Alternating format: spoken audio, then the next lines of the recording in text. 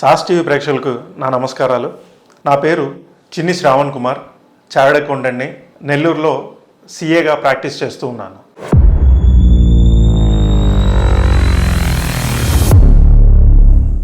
జిఎస్టీకి ముందు ఉన్న ట్యాక్స్లతో పోలిస్తే ఇప్పటి పరిస్థితి ఎలా ఉంది?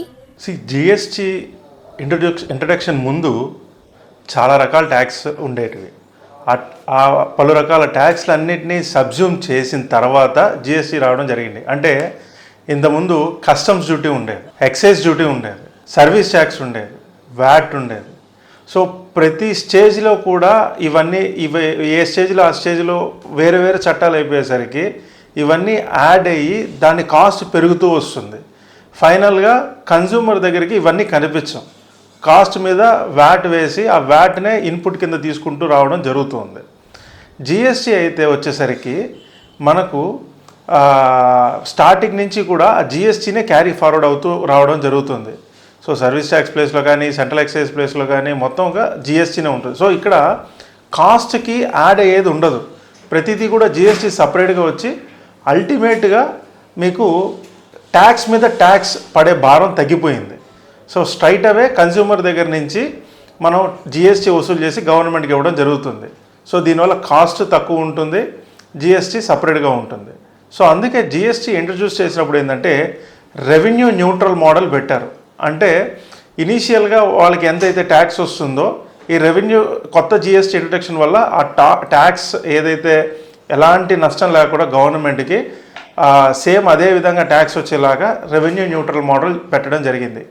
దీనివల్ల ఏంటంటే ఇనీషియల్గా ట్యాక్స్లు అధికంగా అనిపించాయి. బట్ గవర్నమెంట్ ఎప్పుడైతే స్టెబిలైజ్ అయింది, అంటే గవర్నమెంట్ ఏం చేసిందంటే 5 yearsకి ఒకసారి దాన్ని రివ్యూ చేస్తామని చెప్పడం జరిగింది. సో రివ్యూ చేసిన తర్వాత ట్యాక్స్ రేట్లు, ట్యాక్స్ స్లాబులన్నీ మార్చారు. మొత్తం ట్యాక్స్ పర్సంటేజ్ గతంతో పోలిస్తే ఎంత మారింది?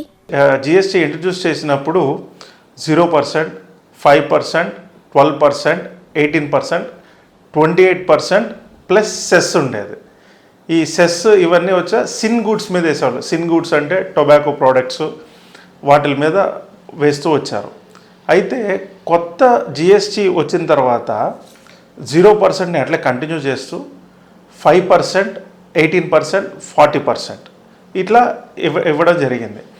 ఇంతకుముందు బ్రెడ్, మనకు జాము, సాసు ఇవన్నీ కూడా 12%, 18% అట్లా ఉండేటివి. సో ఇవన్నిటిని తీసేసి కన్సాలిడేటెడ్ మన కన్జ్యూమర్కి ఏదైతే రెగ్యులర్ యూజేజ్ ఉండే ప్రోడక్ట్స్ అన్నింటినీ కూడా 5%లోకి తీసుకొచ్చి కొంచెం luxury like TVs, mobiles, washing machines ఇవన్నీ కూడా 18%లోకి స్లాబ్లోకి తీసుకొని వచ్చారు. సో ఇనీషియల్గా ఉండే కాస్ట్లీ ఐటమ్స్ అన్నీ కూడా ఎప్పుడైతే రివ్యూ చేసిన తర్వాత 22 September 2025 ఎఫెక్టివ్ డేట్ నుంచి మనకు జిఎస్టీ రేట్ తగ్గడం జరిగింది. హిడెన్ ట్యాక్సెస్ ఇప్పుడు తగ్గాయా? మనకు జిఎస్టీ వచ్చిన తర్వాత ఎలాంటి హిడెన్ ట్యాక్స్లు లేవు. సో ఏదున్నా కూడా స్ట్రైట్. సెక్షన్ 33 జిఎస్టీ యాక్ట్ ఏం చెప్తుందంటే మీరు కన్జ్యూమర్ దగ్గర నుంచి ఏదైతే ట్యాక్స్ వసూలు చేస్తారో దాన్ని సపరేట్గా ఇన్వాయిస్లో డిస్క్లోజ్ చేయండి అని చెప్పడం జరిగింది. అదే ఇంతకుముందు అయితే అలాంటి యాక్ట్ ఉండేది కాదు, అలాంటి సెక్షన్ ఒకటి ఉండేది కాదు. అందుకని ఏంటంటే ఇన్క్లూజివ్ ఆఫ్ ట్యాక్స్ అనే పదాలు వాడేవాళ్ళు. కానీ జిఎస్టీ ఇంట్రడక్షన్లో మటుకు క్లియర్గా సెక్షన్ 33 చెప్తుంది మీరు ఎంతైతే ట్యాక్స్ వసూలు చేస్తున్నారో దాన్ని సపరేట్గా ఇన్వాయిస్లో డిస్క్లోజ్ చేయండి అని చెప్పి క్లియర్గా చెప్పడం జరిగింది. ఏ వస్తువులపై తగ్గింది, ఏ వాటిపై పెరిగింది? సో డైలీ ఎసెన్షియల్స్ ఇంతకుముందు 5%, 18% అట్లా ఉండేది. ఇప్పుడు example breads, pre packaged paneer, health and life insurance ఇవన్నీ కూడా 0%కి వచ్చింది. ఇంతకుముందు 5 and 18% బ్రాకెట్లో ఉండేటివి. తర్వాత household FMCG products like soaps, toothpaste, kitchenware, tableware, utensils ఇవన్నీ కూడా, బిస్కెట్స్, ప్యాన్ కేక్స్ ఇవన్నీ కూడా 18%, 12% స్లాబ్లో ఉండేవి స్ట్రైట్గా 5%కి వచ్చేసింది. Health care, life saving drugs, diagnostics kits, medical devices ఇంతకుముందు 12% ఉండేది, 18% ఉండేవి కొన్ని. ఇప్పుడు దాన్ని 0%, 5%కి తీసుకురావడం జరిగింది. Consumer durables like TVs, air conditioners, washing machines ఇంతకుముందు 28% స్లాబ్లో ఉండేటివి, దాన్ని 18% స్లాబ్లోకి తీసుకురావడం జరిగింది. అట్లాగే సర్వీస్ సెక్టర్కి వచ్చేసరికి జిమ్స్, సెలూన్స్, యోగా సెంటర్స్ ఇవన్నీ కూడా ఇంతకుముందు 18%లో ఉండేటివి 5%కి తీసుకురావడం జరిగింది. మామూలు hotel rooms less than 7,500 per day. ఇంతకుముందు 12% ఉండేది, ఇప్పుడు 5%కి తీసుకురావడం జరిగింది. సో ఓవరాల్గా కంపారిటివ్లీ ప్రీవియస్లీ బిఫోర్ 22 సెప్టెంబర్ 2025 ఉండే రేట్లతో పోలిస్తే ఇప్పుడు జిఎస్టీ రేట్లు చాలా తక్కువ. మిడిల్ క్లాస్కి నిజంగా రిలీఫ్ వచ్చిందా? డెఫినెట్గా జిఎస్టీ రిలీఫ్ ఇస్తుంది. ఇంతకుముందు ఏంటంటే మనకు వ్యాట్ ఉండేది, వ్యాట్ ఒకటి ఉండేది. దాని ముందు వేసే ట్యాక్స్లన్నీ కూడా మన కంటికి కనిపించేవి కాదు. వ్యాట్ కూడా ఇంక్లూజివ్, ఇందాక అనుకున్నట్టు ఇంక్లూజివ్ ఉన్నప్పుడు మనకు అసలు కనిపించేది కాదు. సో మనకేంటంటే సైకలాజికల్గా జిఎస్టీ గవర్నమెంట్ అసలు ప్రజల దగ్గర నుంచి ఎంత పన్ను వసూలు చేస్తున్నారో అనేది క్లియర్గా మెన్షన్ చేయమని చెప్పింది. సో అందుకని మనకు ప్రతి ఒక్కరికి కూడా జిఎస్టీ కడుతున్నాము, మనం ట్యాక్స్ కడుతున్నాము అన్న అవేర్నెస్ తోటి ఉన్నాము. సో దీనివల్ల ఏంటంటే మనం ఎక్కువ ట్యాక్స్ కడుతున్నాము అన్న సైకలాజికల్ ఇంపాక్ట్ అయితే కనిపిస్తుంది. ప్రాపర్టీ కొనేటప్పుడు ఎందుకు ఇంకా జిఎస్టీ కాకుండా వేరే ట్యాక్స్లు ఉన్నాయి? సో ఏదైనా ఒక ప్రాపర్టీ కొనేటప్పుడు రెవెన్యూ పరంగా మనకు జిఎస్టీ ఒకటి ఉంటుంది. అయితే ల్యాండ్స్ ఇవన్నీ తీసుకుంటే స్టేట్ గవర్నమెంట్ సపరేట్గా మున్సిపల్ అథారిటీస్కి, రెవెన్యూ అథారిటీకి సంబంధించి సపరేట్ ట్యాక్స్లు అవి లెవీ చేస్తాయి. దానికి జిఎస్టీకి ఎలాంటి సంబంధం లేదు. సో ఉదాహరణకు ఒక అపార్ట్మెంట్ కొంటున్నారు అనుకుందాం.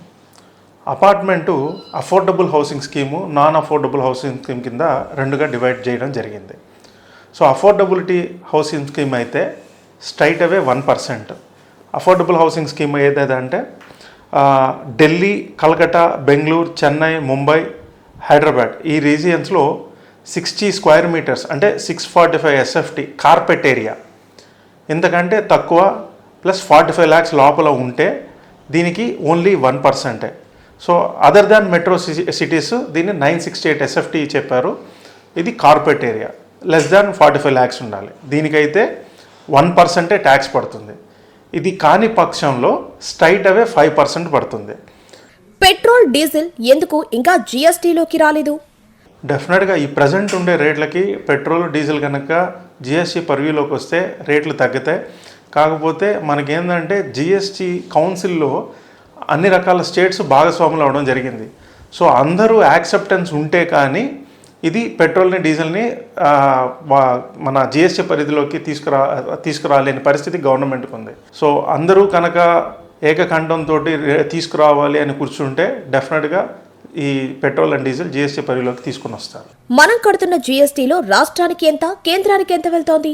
సో సెంట్రల్, స్టేట్ రెండు కూడా ఏం చేస్తున్నారంటే 50% జిఎస్టీ తీసుకోవడం. ఉదాహరణకు 18% అంటే 9%. అదే ఐజిఎస్టీ అయితే 18%. సో ఇది స్టేట్ గవర్నమెంట్, సెంట్రల్ గవర్నమెంట్ వీళ్ళు డివైడ్ చేసుకొని మానిటర్ చేయడం జరుగుతుంది. తర్వాత సెంట్రల్ గవర్నమెంట్ వీళ్ళకి వాళ్ళ ప్రపోర్షనేట్గా డిస్ట్రిబ్యూట్ చేస్తూ వస్తారు. జిఎస్టీ వల్ల ప్రజలకు నిజంగా లాభమా లేక ప్రభుత్వం లాభపడుతుందా? జిఎస్టీ వల్ల ప్రజలకి లాభం ఉంది, గవర్నమెంట్కి లాభం ఉంది. ఇంతకుముందు కంప్లైంట్స్ల మీద పెద్ద అవగాహన ఉండేది కాదు. ఇప్పుడు ఏంటంటే జిఎస్టీలో ప్రతిదీ ఆన్లైన్ అయిపోయింది. సో ఫైలింగ్ అంతా కూడా ఆన్లైన్ అయిపోయేసరికి సో క్లియర్ మానిటరింగ్ జరుగుతుంది. సో గవర్నమెంట్కి ఎంత రెవెన్యూ వస్తుంది అనేది క్లియర్గా తెలుస్తుంది. జనాలు కూడా ఎక్కడ మిస్యూజ్ కాకుండా ప్రతి స్టేజ్లో అంటే ఎవరెవరికి క్రెడిట్ పాస్ అవుతుంది అనేది కూడా క్లియర్గా తెలుస్తుంది. వేరస్ ఇది సిస్టమ్ సపోర్ట్ చేసేది యాక్ట్ ఇది. వేరస్ ఇంతకుముందు సిస్టమ్ సపోర్ట్ చేసేది కాదు. అక్కడ ట్యాక్స్ ఎవేషన్ ఎక్కువ జరగడానికి అవకాశాలు కనిపిస్తూ ఉండేవి. భారతదేశంలో ట్యాక్స్ భారం ఇతర దేశాలతో పోలిస్తే ఎలా ఉంది? సో ఇతర దేశాలతో పోలిస్తే మన ట్యాక్స్ చాలా తక్కువ. అంటే ట్యాక్స్ టు జీడిపి తీసుకుంటే మనది కేవలం 19.8% మనం కడుతున్నాము. అంటే 19.8% ప్రజలే మాత్రమే కడుతున్నారు. వేరే కంట్రీస్తో పోలిస్తే ఉదాహరణకు ఫ్రాన్స్, జర్మనీ ఇలాంటి కంట్రీస్ తీసుకుంటే 38 to 40% ట్యాక్స్ కడుతూ ఉన్నారు. అయితే ఎమర్జింగ్ మార్కెట్స్ అయితే ఇండోనేషియా, మలేషియా లాంటి కంట్రీస్ అయితే 12 to 15% రేంజ్లోనే ఉంది. అంటే మన జీడిపికి మనం కట్టే ట్యాక్స్ ప్రపోర్షన్కి తీసుకుంటే ఈ లెక్కలు చెప్తాయి. అంటే మన దాంట్లో ప్రాబ్లం ఏంటంటే ఇన్కమ్ ట్యాక్స్లు కానీ ట్యాక్స్లు కట్టే వాళ్ళు పర్సంటేజ్ చాలా తక్కువ. సో అందుకని ఏంటంటే మనకి ఎక్కువగా ఇండైరెక్ట్ ట్యాక్స్ మీదే డిపెండ్ అయ్యి ఉన్నాం. వేరే అదర్ కంట్రీస్ డైరెక్ట్ ట్యాక్స్ మీద ఎక్కువ డిపెండ్ అయ్యి ఉన్నాయి. సో మనకు వచ్చేసి ఇండైరెక్ట్ ట్యాక్స్ మీద ఎక్కువ డిపెండ్ అయ్యాం కాబట్టి ఈ ప్రపోర్షనేట్ వస్తుంది. సో ఇక్కడ మనకు డైరెక్ట్ ట్యాక్స్కి వచ్చేసరికి కేవలం 2 to 5% మాత్రమే మన వాళ్ళు ఇండియన్ సిటిజన్స్ కాంట్రిబ్యూట్ చేస్తున్నారు. దీంట్లో highest tax rates individual tax rates వచ్చేసరికి మనకు 39%, వేరాజ్ గ్లోబల్ లెవెల్లో డెన్మార్క్, స్వీడన్ కానీ ఇవన్నీ కూడా 50%. Even tax friendly hubs like Singapore, UAE ఇవి అయితే కొంచెం తక్కువ ఉన్నాయి. అంటే సింగపూర్ 22% ఉంది, యూఏఈ 0% ఉంది. మనకు వచ్చేసరికి కార్పొరేట్ ట్యాక్స్కి వచ్చేసరికి 25% అప్ టు 400 crores. కొత్తగా మ్యానుఫ్యాక్చరింగ్ ఇండస్ట్రీస్ ఏదైనా స్టార్ట్ చేస్తే అది 15% ఉంది, లేదా స్పెషల్ స్కీమ్ కింద 22% స్టాండర్డ్ ఇన్కమ్ ట్యాక్స్ ఉంది. సో మనది ఎక్కువగా కన్జంప్షన్ బేస్డ్ ట్యాక్సేషన్ ఉంది కాబట్టి మనకు ఇంత ఎక్కువ ట్యాక్స్ అనిపిస్తుంది. మిగతా కంట్రీస్తో పోలిస్తే మంది రీజనబుల్గానే ఉంది మన ట్యాక్స్ ప్రపోర్షన్. దిగులు, భయాందోళన, ఓసిడి వంటి సమస్యలతో బాధపడుతున్నారా? పొగ త్రాగడం, మద్యపానం వంటి దురలవాట్లతో మీ కుటుంబ సభ్యులు సతమతమవుతున్నారా? నిద్ర సమస్యలు, సెక్స్ సమస్యలతో ఆందోళన చెందుతున్నారా? చిన్నపిల్లలు, వృద్ధుల మానసిక సమస్యలకు పరిష్కారం కోసం వెతుకుతున్నారా? మానసిక వ్యాధుల చికిత్సలో 8 ఏళ్ల సుదీర్ఘ అనుభవం ఉన్న డాక్టర్ శుభ్రం సన్నపరెడ్డి గారి ఆధ్వర్యంలో మానసిక సమస్యలకు వైద్యంతో పాటు కౌన్సిలింగ్ కూడా ఇవ్వబడును. సంప్రదించండి కన్సల్టెంట్ సైకియాట్రిస్ట్ మరియు assistant professor doctor Shubhram Sannapareddy, happy you clinic, Vedamvari Agraharam, Vijay Mahal gate, Nellore.